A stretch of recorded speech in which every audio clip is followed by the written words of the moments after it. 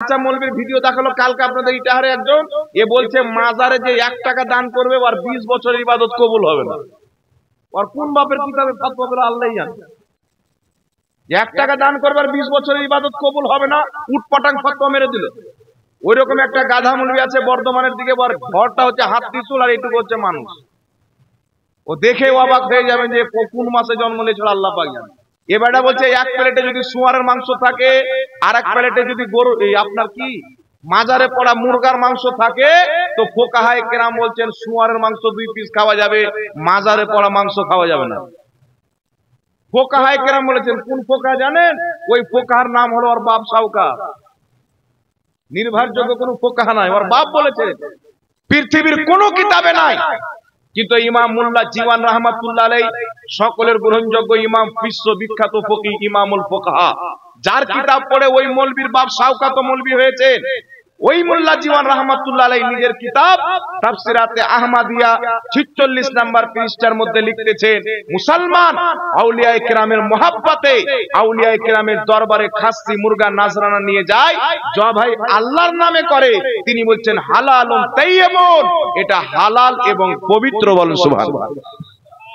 আমি একজন ফোকাহা বললাম যাকে দেওবন্দি আহলে হাদিস সবাই মানে, একটা মৌলবীর ফতোয়া দেখাক যাকে সবাই মানে যে মাজারের খাসি শুয়ার চাইতেও খারাপ, যদি একটা কিতাব দেখাইতে পারে 5 লক্ষ টাকা তাকে পুরস্কার দেবো, 1 বাই রেকর্ড বলছে। ওর হিম্মত নাই। মুসলমানের ব্যাপারে আমার সঙ্গে তর্ক হয়েছিল, পালালছে। আমার বেঁচে থাকা পর্যন্ত বসতে পারবে না। অনলাইনে বসুক, অফলাইনে বসুক, ও যেই লাইনে বসতে থাক চাইবে ওই লাইনে বসবো। ওর হিম্মত যদি থাকে তো কেউ বসান। আর আমি এটাও এলান করেছি, আজকে কেউ যদি আমার সাথে বসিয়ে দেয় তাহলে ওকে আমি পুরস্কার দেবো 20,000 টাকা ইনাম দেব। কারণ আমরা তো পাচ্ছি না, যদি আপনারাই পারেন। তো হিম্মত নাই বাবা, এরা মানুষকে উটাং পাটাং ফতোয়া দিয়ে মানুষের ঈমানকে নষ্ট করে। এই ধরনের জাহিলকে যারা ডাকে তারাও জাহান্নামে যাবে, এর বক্তব্য শুনে যারা বিশ্বাস করবে তারাও জাহান্নামে। কারণ যেটাকে আল্লাহ আল্লাহ রাসূল হারাম বলেননি সেটাকে হারাম বলা চরম অপরাধ, এর ঠিকানা জাহান্নাম। হারাম ওটাই যেটাকে আল্লাহ আল্লাহ রাসূল হারাম বলেছেন, হালাল ওটাই যেটাকে আল্লাহ আল্লাহ রাসূল হালাল বলেছেন। যেটাকে আল্লাহ হারাম বলেননি, হালালও বলেননি, ওটা উম্মতের জন্য আল্লাহ জায়েজ করে দিয়েছেন। জোরে বলেন সুবহানাল্লাহ।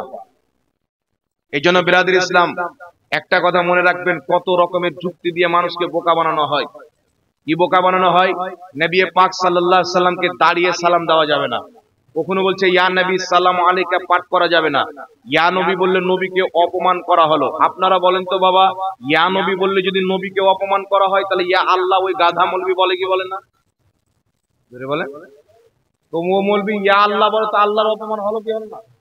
আমাকে যদি সালাম বলে গালি দেন তো গালি হবে কি হবে না? আর আমার বাপকে যদি সালা বলেন বড় গালি হবে। আমাকে গালি দিলে ছেড়ে দিতে পারে, আমার বাপকে দিলে মরবো ছাড়বো না। না কি বলেন বাবা? তো নবী হচ্ছে বান্দা, নবীকে গালি দিলে ইয়া নবী বললে নবীর যদি অপমান হয় তাহলে ইয়া আল্লাহ বললে সবচেয়ে বেশি অপমান আল্লাহর হবে। আর যুক্তি অনুযায়ী হবে কি হবে না? তাহলে ওই মৌলবী নিজের ফতোয়ায় আল্লাহর বেয়াদব। আল্লাহর বেয়াদব জান্নাতে যাবে না জাহান্নামে যাবে? তো মৌলবী যদি পড়ে ফতোয়া দিত তাহলে বুঝে সুঝে ফতোয়া দিত, এমন না পড়ে ফতোয়া দিল বেটা নিজেই বেয়াদব প্রমাণ হয়ে যায়। আর বলবে কি কোরআন পাকে আল্লাহ বলেছেন ইয়া আইয়ুহান নবী, হে সম্মানিত নবী, আল্লাহ সম্মান দিয়ে কথা বলেছেন। আর বেটা তোমরা বলছো ইয়া নবী, নবীকে অপমান করো। কোরআন পাকে ইয়া আইয়ুহান নবী আছে, কোরআন পাকে ইয়া আইয়ুহাল কাফিরুন আছে। যদি ইয়া আইয়ুহান নবীর অর্থ মোল্লা এটা নেই হে সম্মানিত নবী, তাহলে ইয়া আইয়ুহাল কাফিরুন এর অর্থ হবে হে সম্মানিত কাফির। দাজ্জাল কানা বলবে ইয়া আইয়ুহান নবী পড়েছেন, ইয়া আইয়ুহাল কাফিরুন পড়েনি। হবে কি হবে না বাবা? ইয়া আইয়ুহান নবীর অর্থ যদি হে সম্মানিত নবী হয় তাহলে ইয়া আইয়ুহাল কাফিরুন হে সম্মানিত কাফির হবে কি হবে না? কুল হে নবী তুমি বলো ইয়া আইয়ুহাল কাফিরুন, আছে না নাই? সূরা কাফিরুনের প্রথম আয়াতে আছে না নাই বাবা? জোরে বলেন। তাহলে এটা কি সম্ভব যে আল্লাহ সম্মান দিয়ে কাফিরকে কথা বলবেন? আল্লাহ বলছেন ইজ্জত আল্লাহর জন্য, আল্লাহর নবীর জন্য, ঈমানদারদের জন্য ইজ্জত। সুতরাং একটা কথা মনে রাখবেন, কুরআন পাকে ইয়া আইয়ুহান নবী আছে, কুরআন পাকে ইয়া আদম আছে, কুরআন পাকে ইয়া আইয়ুহার রাসূল আছে, কুরআন পাকে ইয়া মুসা, ইয়া ঈসা, ইয়া ইয়াহইয়া, ইয়া আদম, আল্লাহর কুরআন ভরা আছে। আল্লাহ নবীকে ইয়া আইয়ুহান নবীও বলেছেন, ইয়া আদম বলেও ডেকেছেন। তো ইয়া আইয়ুহান নবী বলা এটাও কোরআনের তরিকা, ইয়া আদম বা ইয়া নবী বলা এটাও আল্লাহর কোরআনের তরিকা। জোরে বলেন সুবহানাল্লাহ। কেউ যদি বলে ডাইরেক্ট ইয়া বলে ডাকলে বেয়াদবি হবে, তাহলে আল্লাহ পাক ইয়া আদম বলে কি বেয়াদবি করেছেন বাবা? এটা মানা যাবে? ইয়া মুসা বলে কি বেয়াদবি করেছেন? না।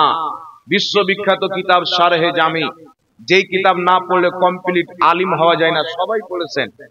ইমাম জামি রাহমাতুল্লাহ আলাইহি শারহে জামির মধ্যে লিখতেছেন, ইদা ক্বালা ইয়া রাজুলু ফামানাহু কামানা ইয়া আইয়ুহার রাজুল, ইয়া আইয়ুহার রাজুল বলে যেই অর্থ হয়, ইয়া রাজুল বলে একই অর্থ হয়। ইয়া আইয়ুহান নবীর অর্থ যেটা, ইয়া নবীর অর্থ সেটা। জোরে বলেন সুবহানাল্লাহ। বলতে আলাদা, বুঝাই একই জিনিস। কথা বুঝতে পারছেন? যেমন আব্বা বলেন, বাপু বলেন, বাবা বলেন, সবাই মায়ের স্বামী নাকি বলেন? আব্বা বলেন তো মায়ের স্বামী বুঝায়, বাবা বলেন তো মায়ের স্বামী বুঝায়, কিন্তু মৌলবি কি বলছে, বাবা বললে মায়ের স্বামী আর আব্বা বললে খালার স্বামী। মানা যাবে? এদের বিদ্যার অভাব বাবা। যেখানে জ্ঞান থাকে ওয়াহাবি থাকে না, ওয়াহাবি থাকলে জ্ঞান থাকে না, দুটা এক অপর অপোজিট। আল্লাহ হেদায়েত দান করুক সকল, পড়ুন আল্লাহুম্মা আমিন। গোপাল ভাড় বলছে বর্ধমানের, আসসালামু কাবলাল কালাম, আগে সালাম পরে কালাম। আর আমরা বলছি ইয়া নবী সালামু আলাইকা, আগে কালাম হয়ে যাচ্ছে পরে সালাম হয়ে যাচ্ছে, তো হাদিসের উল্টা হয়ে গেল। এই হাদিসটা হচ্ছে তিরমিজি শরীফের মধ্যে, গোপাল ভাড় বলছে বুখারীর মধ্যে, কিন্তু বুখারীতে না। কারণ ও শুনে হাদিস বলেছে, পড়ে বলেনি। আর আমরা তো রাত দিন মাদ্রাসায় আলহামদুলিল্লাহ পড়াই। ইমাম তিরমিজি হাদিস উল্লেখ করছেন আসসালামু কাবলাল কালাম, আগে সালাম পরে কালাম, তারপরে বলছেন হাদা হাদিসু মুনকার, এই হাদিসটা হলো মুনকার হাদিস, সহিহ হাদিস নয়। সহিহ হাদিস কি? শারফে মুস্তাফা, প্রায় 1000 বছর পূর্বের লেখা কিতাব। সেই কিতাবের মধ্যে বিশুদ্ধ সনদে হাদিস, ইমাম জুরজানি রাহমাতুল্লাহ আলাইহি তারিখে জুরজানির মধ্যে বিশুদ্ধ সনদে হাদিস নিয়েছেন। হযরতে জিবরিল আলাইহিস সালাম আমার আপনার নবীর দরবারে আসলেন, আসার পরে বলছেন কি, ইয়া মুহাম্মদ আলাইকাস সালাম। একটি হাদিসে আছে ইয়া মুহাম্মদ আলাইকাস সালাম বললেন জিবরিল, আরেকটি হাদিসে আছে বললেন ইয়া আহমদ আলাইকাস সালাম।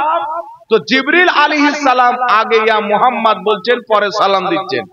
আগে ইয়া আহমদ বলছেন, পরে সালাম দিচ্ছেন। সহিহ হাদিস।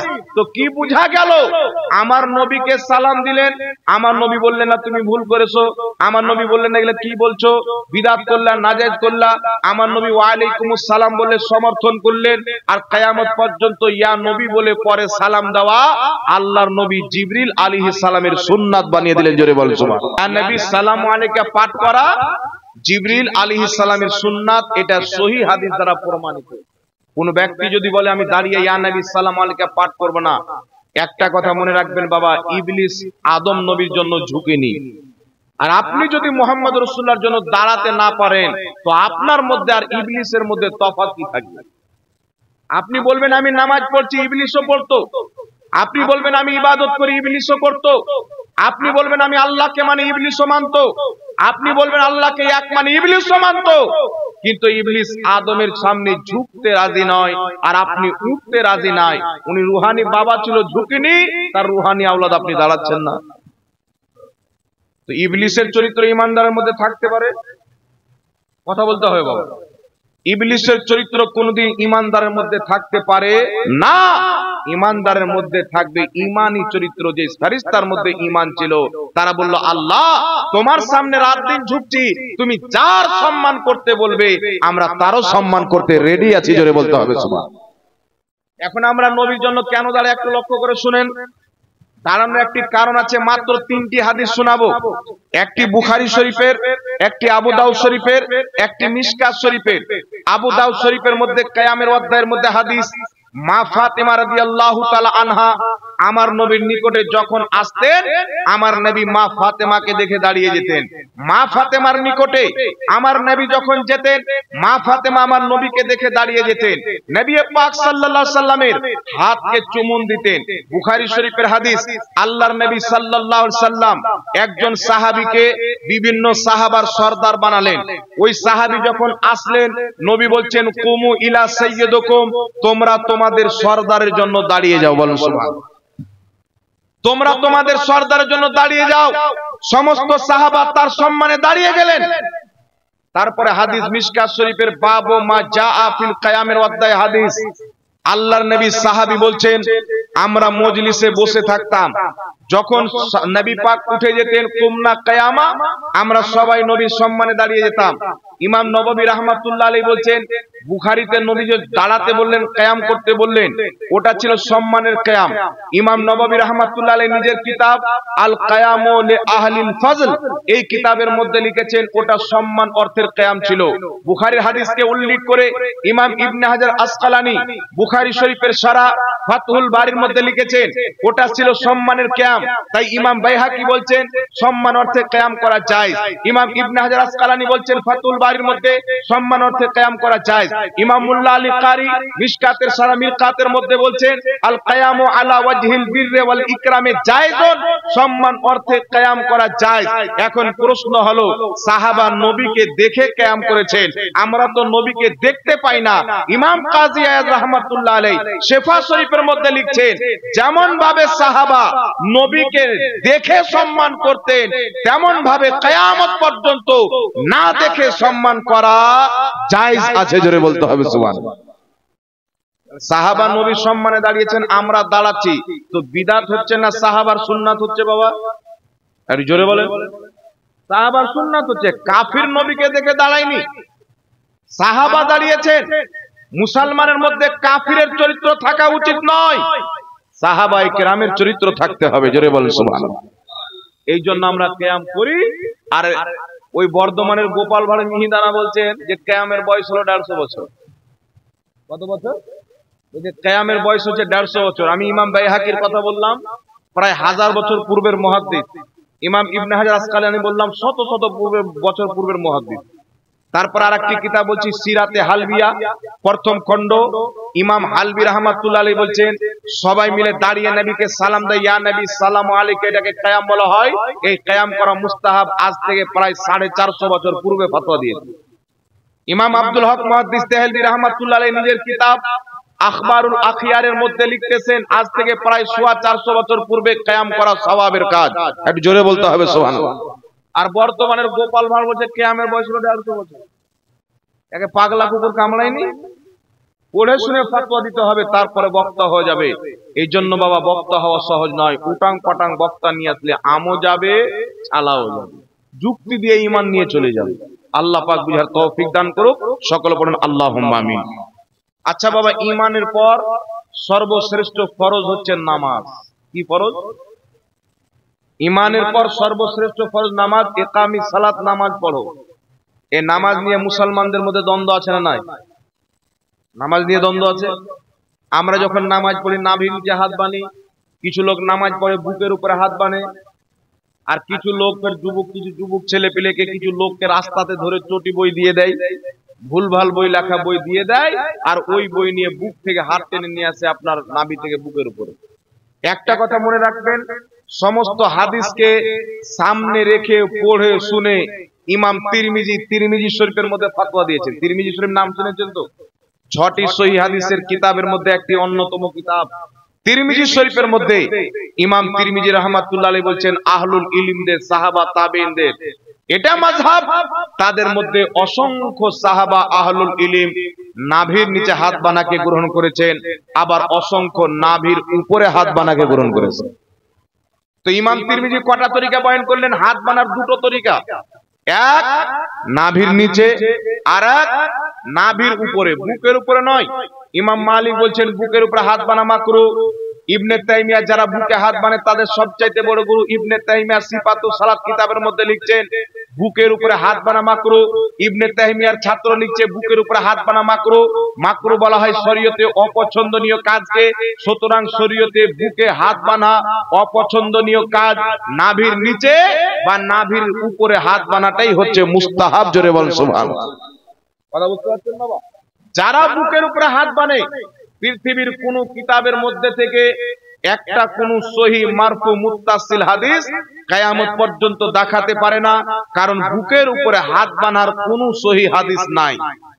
আবু দাউদ শরীফের হাদিস পেশ করে, সে আবু দাউদ শরীফের হাদিসকে জুবের আলী সাই নিজের কিতাবের মধ্যে, কিতাবটির নাম হচ্ছে নামাজে হাত বানার মাকাম এবং হুকুম, সেই কিতাবের মধ্যে বলছে বুকের উপরে হাত বানার হাদিস যে আপনার আবু দাউদে আছেন, সেই হাদিসটি জুবের আলী সাই আহলে হাদিস যারা বুকে হাত বানে তাদের ইমাম বলছে হাদিসটি জয়ীফ। তারপরে চলে আসেন সহিহ ইবনে খুজাইমার হাদিস পেশ করে, ওই হাদিসটি জয়ীফ। যত হাদিস বুকে হাত বানার 4টা 5টা হাদিস পেশ করে, প্রত্যেকটা হাদিস হচ্ছে জয়ীফ, একটাও হাদিস সহি নয়। কেউ যদি একটা সহি মারফু মুত্তাসিল হাদিস বুকের উপরে হাত বানার দেখাইতে পারে, আমার পক্ষ থেকে আজ থেকে 2 বছর থেকে নিয়ে আজ পর্যন্ত আমার বেঁচে থাকা পর্যন্ত তাকে 10 লক্ষ টাকা পুরস্কার দেওয়া হবে, যারা বুকের উপরে হাত বানার একটা সহি মারফু মুত্তাসিল হাদিস দেখাইতে পারবে। বল সুবহানাল্লাহ। চ্যালেঞ্জ থাকলো আমার, তবে চ্যালেঞ্জ যেন কোনো ফালতু লোক অ্যাকসেপ্ট না করে। এই জোকার লোক ফোন করে বলছে হুজুর আমি দেবো, দেন 10 লাখ টাকা। তো তোমার মতন তো আমার বাড়িতে গরু ছাগল পুষি আমি, তো তোমার সাথে বসবো মানে? তোমার বড় বড় আব্বারাকে নিয়ে এসো, জলঙ্গের বিমল দাসের বেটাকে বসাও, তোমাদের যারা বড় আছে বসাও, একটা হাদিস দেখিয়ে দেখ 10 লাখ জাবান মুমিনের জাবান, তাকে পুরস্কার দেওয়ার যদি না দেখাইতে পারে তাকে তওবা করে বুকের উপরের হাতকে সরিয়ে নাভির নিচে হাত বাঁধতে হবে। এটা আমার নবীর তরিকা। বলেন সুবহানাল্লাহ। একটা হাদিস আপনাকে শোনাচ্ছি, শুনেন। বুকের উপরে হাত বানার কোন সহি হাদিস নেই, আমি চ্যালেঞ্জ করে দিলাম। কাউরি যদি হিম্মত থাকে তাদের বড় আলিমের সাথে যোগাযোগ করে আমার সাথে বসাক, আমি এনি টাইম রেডি আলহামদুলিল্লাহ। তারপরে চলে আসেন নাভির নিচে হাত যে আমরা বাঁধি, এই মর্মে সহি হাদিস আছে না নাই? এই মর্মে 4টি সহি এবং হাসান হাদিস রয়েছে, তার মধ্যে মাত্র একটা হাদিস উপস্থাপন করতেছি। কিতাবটির নাম মুসান্নাফে ইবনে আবি শাইবা, লেখক ইমাম ইবনে আবি শাইবা, ইমাম মুসলিমের শিক্ষক যিনি মুসলিম শরীফ লিখেছেন, তিনার উস্তাদ ইমাম ইবনে আবি শাইবা নিজের কিতাব মুসান্নাফে ইবনে আবি শাইবার মধ্যে হাদিসটি উল্লেখ করেছেন, যেই হাদিসকে লা মাযহাবিদের গুরু আব্দুর রহমান মুবারকপুরি নিজের কিতাব তোহফাতুল আহওয়াজের মধ্যে সহি বলেছেন, যেই হাদিসটিকে ইমাম নিবামি রাহমাতুল্লাহ আলাইহি নিজের কিতাব আসারুস সুনানের মধ্যে সহি বলেছেন, যেই হাদিসটিকে আমার জানা মতে 5 জন ইমাম সহি বলেছেন। হাদিসটি কি? হযরতে আলকামা ইবনে ওয়াইল ইবনে হুজুর নিজের পিতা থেকে বর্ণনা করছেন।